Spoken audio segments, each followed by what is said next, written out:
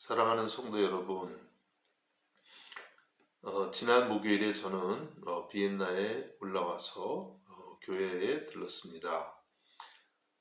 잠긴 문을 열고 교회를 들어갔는데 어떤 권사님 한 분이 한참 찬송을 하고 계시더라고요.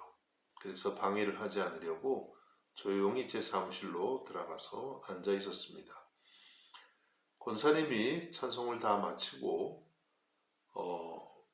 교회를 이렇게 나오시다가 매우 놀라셨습니다. 왜냐하면 문이 잠겨 있는데 사람의 인기척이 들리고 또 룩삭이 테이블 위에 있었기 때문인 것이죠. 혹시 어떤 사람이 원래 들어온 것은 아닌가 굉장히 놀라셨습니다. 제가 나타났을 때 권사님이 안심을 하시더라고요. 여러분, 문이 잠겨 있는데 누군가 들어왔다. 정말 놀랄 일 아니겠습니까? 유령이나 가능한 일이겠죠. 예수님이 부활하셨을 때 이런 일이 있었습니다. 오늘 본문을 보면 예수님의 제자들은 유대 관원들의 눈을 피해서 한 곳에 모여 있었습니다. 물론 그들이 숨은 곳의 문을 꽉 걸어 잠궜을 것이고 또 말을 할지라도 아주 조용히 그렇게 말을 하고 있었을 것입니다. 그때 갑자기 그들 한가운데 예수님이 서신 것입니다. 오늘 본문 36절과 37절에 이 말을 할 때에 예수께서 친히 그들 가운데 서서 이르시되 너에게 평강이 있을지어다 하시니 그들이 놀라고 무서워하며 그 보는 것을 영으로 생각하는지라. 이 말을 할 때 무슨 말입니까? 예수님이 다시 살아나셨다. 베드로에게 나타나시고 또 막달라 마리아에게도 나타나시고 또 엠마오로 가는 두 제자에게 나타나셨다는 그런 이야기들을 하고 있었습니다. 그러나 제자들은 아직까지 대부분 예수님의 부활을 믿지 못하고 있었습니다. 그때 바로 예수님께서 그들 한가운데 서신 것입니다. 문을 열지도 않고 갑자기 그들 한가운데 나타나신 것이죠. 그래서 제자들은 놀라고 무서워하여 그 보는 것을 영으로 유령처럼 그렇게 생각했다고 기록하고 있습니다. 제자들이 이렇게 의심에 사로잡혀 있을 때 예수님께서 그들 가운데에서 직접 그들의 의심을 풀어주십니다. 38절에 보니까 예수께서 이르시되 어찌하여 두려워하며 어찌하여 마음에 의심이 일어나느냐. 오늘도 주님께서 우리에게 말씀하십니다. 어찌하여 두려워하며 어찌하여 마음에 의심이 일어나느냐. 여러분, 부활에 대한 의심, 하나님이 나와 함께 하신다고 하는 데 대한 의심이 있다면 오늘 주님의 이 말씀을 듣고 우리 안에서 모든 의심이 사라질 수 있기를 주님의 이름으로 축복합니다. 이제 주님은 매우 구체적인 부활의 증거를 보여주십니다. 39절에 내 손과 내 발을 보고 나인 줄 알라. 또 나를 만져보라. 영은 살과 뼈가 없으되 너희 보는 바와 같이 나는 있느니라. 예수님이 자신의 손과 발, 그러니까 우리를 죄에서 구원하기 위해서 친히 찔리신 못 박힌 손과 못 박힌 발을 보여주십니다. 또 말씀하시기를 영은 살과 뼈가 없으되 너희 보는 바와 같이 나는 있느니라. 주님은 살과 뼈를 가지신 그러한 육체의 부활을 하신 것입니다. 요한복음 20장 27절에도 예수님이 의심 많은 도마에게 말씀하십니다. 도마에게 이르시되 내 손가락을 이리 내밀어 내 손을 보고 내 손을 내밀어 내 옆구리에 넣어보라. 그리하여 믿음 없는 자가 되지 말고 믿는 자가 되라. 여러분, 믿음 없는 자가 되지 말고 믿는 자가 되라. 우리에게도 주님이 말씀하시는 줄로 믿습니다. 이렇게 예수님은 제자들에게 계속해서 자신의 사셨음을 육체로 사셨음을 보여주십니다. 자, 이 정도면 제자들이 예수님의 부활을 믿을 수 있었을까요? 41절입니다. 그들이 너무 기쁨으로 아직도 믿지 못하고 놀랍게 여길 때 이르시되 여기 무슨 먹을 것이 있느냐 하시니, 제자들은 너무 기뻐서 아직 믿지 못하고 있습니다. 여러분, 우리들도 그런 경우가 있죠. 너무 기쁘면 현실감이 없어서 믿기가 어려울 때가 있습니다. 한참 시간이 지난 다음에야 믿게 되는 것이죠. 제자들의 지금 마음 상태가 그런 것입니다. 그럴 때 예수님께서는 매우 실질적인 증거를 보여주십니다. 예수님은 제자들에게 묻습니다. 여기 무슨 먹을 것이 있느냐? 예수님께서 무언가 직접 드심으로써 자신이 육체를 가지고 다시 살았다는 사실을 보여주고 싶으신 것입니다. 42절과 43절에 이에 구운 생선 한 토막을 드리니 받으사 그 앞에서 잡수시더라. 제자들이 구운 생선 한 토막을 드렸는데 그것을 예수님이 받으셨고 또 제자들 앞에서 잡수셨습니다. 좀 우스갯소리지만 이 말씀을 읽으면서 부산 출신의 분들은 많은 위로를 받더라고요. 부산 분들은 하루라도 생선이 없으면 못 살 것 같은데 천국 갔는데 생선도 없고 못 먹으면 어떻게 하나. 염려할 필요는 없을 것 같습니다. 천국에 생선이 있을지는 모르겠지만 분명히 예수님은 생선을 드실 수 있는 그런 육체를 가지고 살과 뼈가 있는 그런 몸으로 다시 살아나신 것입니다. 여러분, 그렇습니다. 예수님은 이렇게 육체로 다시 사셨습니다. 그런데 그 육체는 신비한 육체입니다. 문이 닫혀 있어도 들어올 수 있고 아무리 먼 곳이라도 순간적으로 이동할 수 있는 시공을 초월하는 신비한 육체입니다. 그리고 놀라운 사실은 주님께서 우리에게도 주님과 동일한 영광스러운 육체를 약속하고 계신다는 사실입니다. 빌립보서 3장 21절입니다. 그는 만물을 자기에게 복종하게 하실 수 있는 자의 역사로 우리의 낮은 몸을 자기 영광의 몸의 형체와 같이 변하게 하시리라. 우리의 낮은 몸을 자기 영광의 몸의 형체와 같이 변하게 하시리라.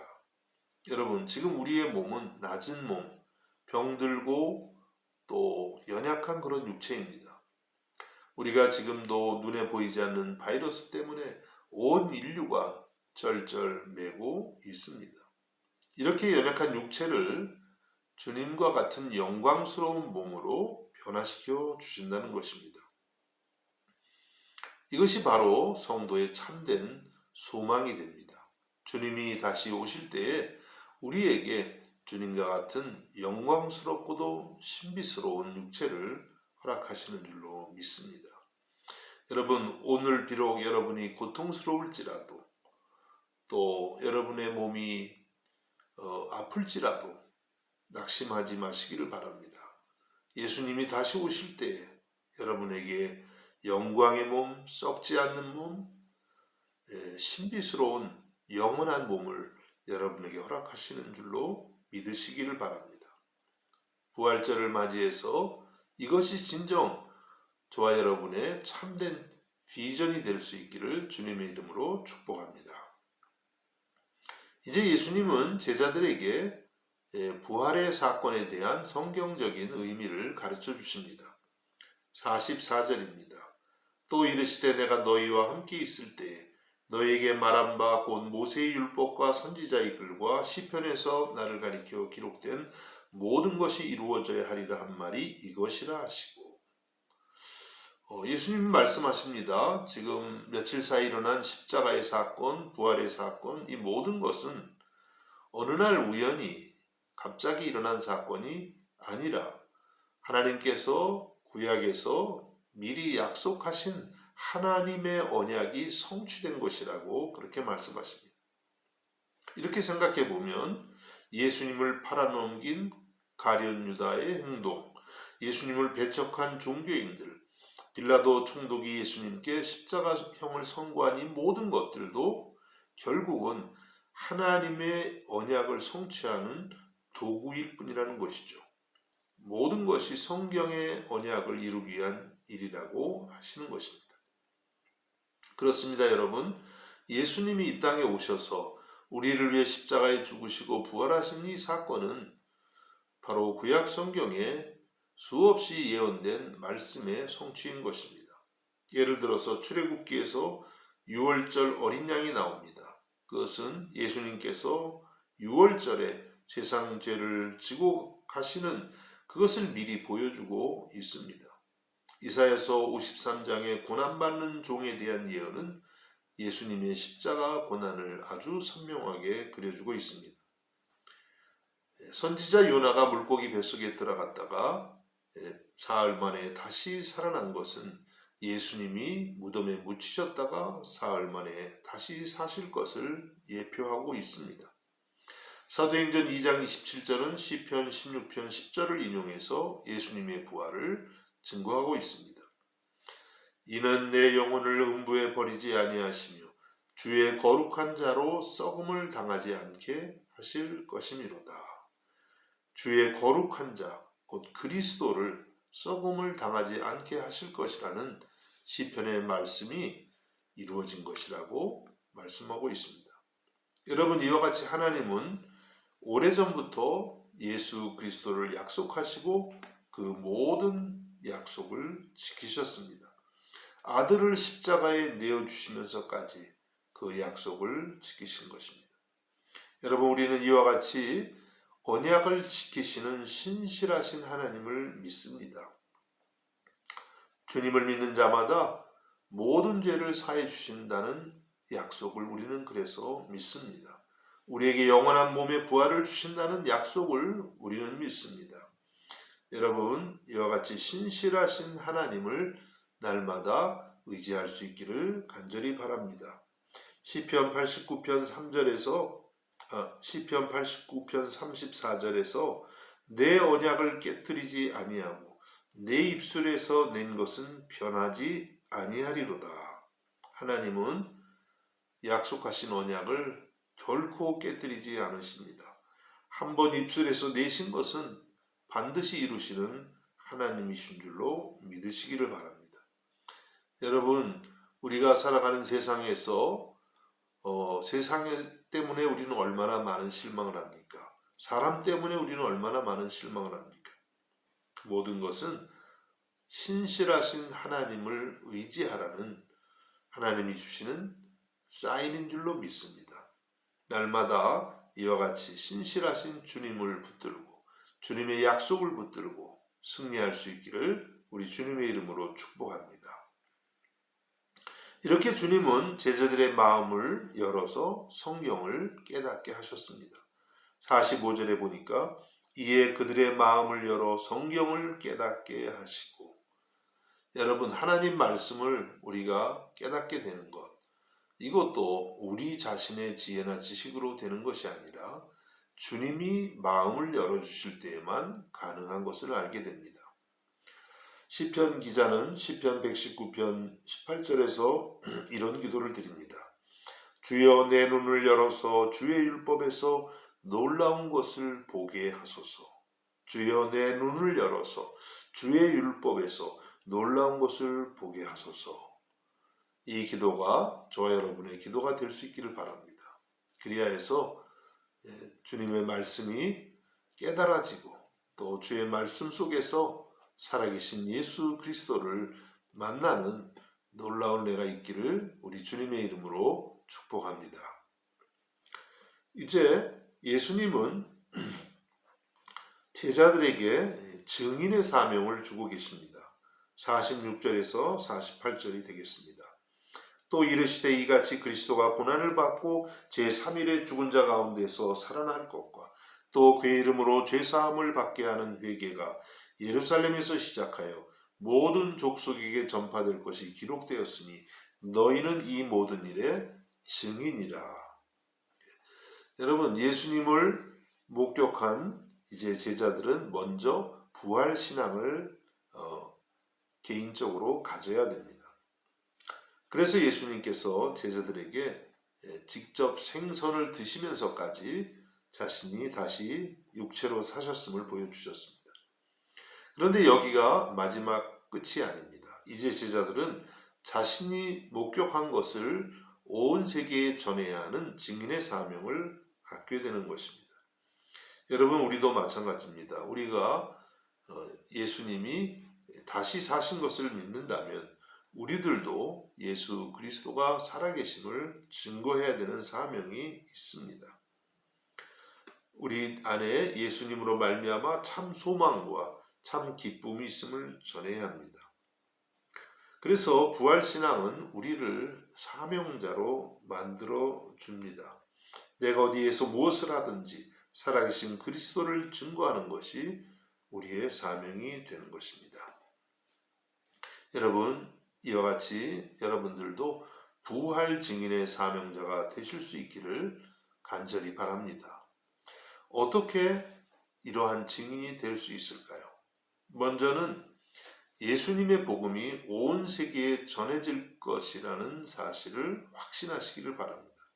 47절을 다시 보면 또 그의 이름으로 죄사함을 받게 하는 회개가 예루살렘에서 시작하여 모든 족속에게 전파될 것이 기록되었으니, 예수님의 이름으로 죄사함을 받게 하는 회개, 다시 말씀드리면 이 복음이 예루살렘에서 시작해서 모든 족속에게 전파될 것이 이미 성경에 기록되어 있다고 말씀하고 있습니다.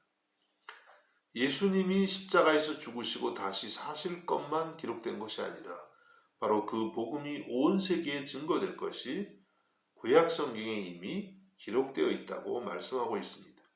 그렇습니다, 여러분. 예수 그리스도의 복음이 온 세계에 전해지는 것은 하나님의 뜻인 것입니다. 인간이 아무리 반대를 해도 이 복음은 온 세계에 증거가 될 것입니다.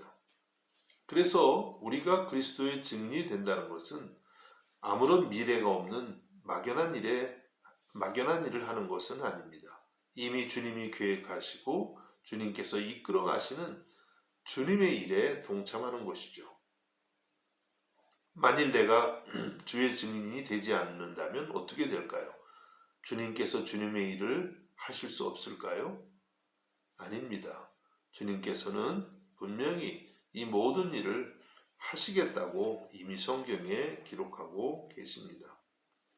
그러나 우리가 주님의 증인이 되지 못한다면 우리에게는 상이 없습니다. 여러분, 날마다 주님 나를 주의 증인으로 준비시켜 주시고 주의 증인으로 사용하여 주옵소서, 이렇게 기도할 수 있기를 간절히 바랍니다. 그리고 부활의 증인이 되기 위해서 매우 중요한 준비가 필요합니다. 그것은 날마다 성령의 능력으로 충만해지는 것입니다. 오늘 본문 49절에 보니까 볼지어다 내가 내 아버지께서 약속하신 것을 너희에게 보내리니 너희는 위로부터 능력으로 입혀질 때까지 이 성에 머물라 하시니라. 아버지께서 약속하신 것, 곧 성령입니다. 성령님은 예수님이 십자가에서 죽으시고 다시 사심으로 이제 그 열매로 이 땅에 오셨습니다. 예수님의 제자들은 전도하기 전에, 선교하기 전에 먼저 성령의 권능을 받아야 된다, 이렇게 말씀하셨습니다. 성령의 능력을 입기까지는 아무것도 하지 말라고 하신 것입니다. 하나님의 일은 하나님께서 하신다고 말씀하고 계십니다. 제자들은 예수님의 이 명령에 따라 마가의 다락방에 모여서 기도에 전념했습니다. 그리고 열흘이 지나서 오순절에 성령이 그들에게 오셨습니다. 그들은 성령의 충만함을 입어서 담대히 복음을 전하는 사람들이 되었습니다. 능력 있는 주님의 일꾼이 된 것이죠. 여러분, 우리가 어떻게 살아계신 그리스도의 증인으로 살아갈 수 있을까요? 어떻게 우리가 교회의 일꾼이 될 수 있을까요? 그것은 오직 성령으로 충만해질 때입니다. 그래서 우리는 기다리는 사람이 될 줄 알아야 합니다. 아침에 일어나서 바쁘게 움직이기 전에 먼저 주님의 영 성령으로 충만하기를 사모하고 기도하고 기다려야 됩니다. 교회에 활동을 하는 것도 중요하지만 더 우선적인 것은 성령으로 충만함을 받는 것입니다. 성령으로 하지 않는 모든 일은 사실은 주님의 일이 아니라 사람의 일이 되고 말기 때문입니다. 여러분, 날마다 성령을 사모하고 간구하고 기다릴 수 있기를 간절히 바랍니다. 말씀을 맺겠습니다. 성도 여러분, 예수님은 죽은 자 가운데서 다시 살아나셨습니다. 우리도 주님을 믿을 때에 다시 살 줄로 믿습니다. 예수님의 부활은 하나님의 언약의 성취입니다. 여러분, 이와 같이 신실하신 하나님을 날마다 의지하실 수 있기를 바라는 것입니다. 그리고 오늘도 주님은 여러분을 부활의 증인으로 부르고 계십니다. 아멘으로 응답하여 날마다 살아계신 예수 그리스도의 증인으로 쓰임받을 수 있기를 우리 주님의 이름으로 축복합니다. 기도하겠습니다. 주님, 감사합니다. 나를 위해 이 땅에 오시고 십자가에 죽으시고 죽으실 뿐만 아니라 다시 살아나셨음을 믿습니다. 오늘도 나와 함께 하시며 나와 동행하심을 믿습니다. 날마다 주님과 함께 하면서 그리스도의 부활의 증인으로 살아가게 하여 주옵소서. 예수님의 이름으로 기도하옵나이다. 아멘.